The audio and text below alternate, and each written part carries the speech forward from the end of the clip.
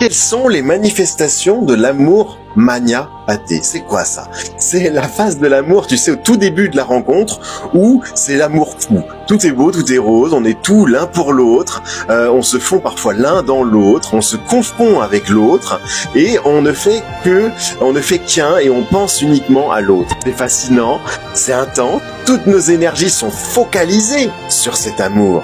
Rien d'autre n'existe, mais ça ne va durer qu'un temps. On passe de 1 plus 1 égale 1 à 1 plus 1 égale 3, c'est-à-dire toi, moi et la relation qui nous lie. On s'équilibre, on évolue et on passe à d'autres formes d'amour. On doit passer d'ailleurs à d'autres formes d'amour parce qu'au fond, c'est un amour souffrant. Mania du grec ancien, ça veut dire folie. Et pathé du grec ancien, ça veut dire souffrance. Donc on comprend pas mal de choses avec ça. C'est un amour qui est obsessionnel, qui est énergivore, qui est chronophage, et l'humain, lui, il ne peut pas vivre dans cette obsession, dans cette folie. Donc, il doit vivre dans la conscience, ne serait-ce que pour des questions de survie.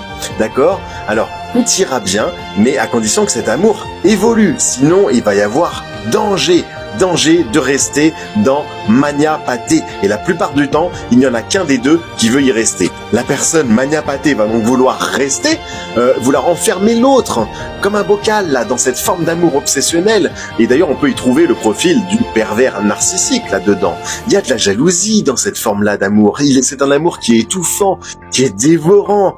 Et il aura même des pensées de fantasmes obsessionnels. On ne peut qu'être victime d'une personne qui nous donne cet amour et qui veut nous enfermer à l'intérieur. Et ces personnalités viennent chercher justement les personnes équilibrées, mais qui ont un équilibre fragile quand même. Au début, alors c'est très vivifiant, ça vient secouer notre petit confort parce que il est passionnel, il est donc terriblement attirant cet amour. On sort de notre routine et c'est si agréable.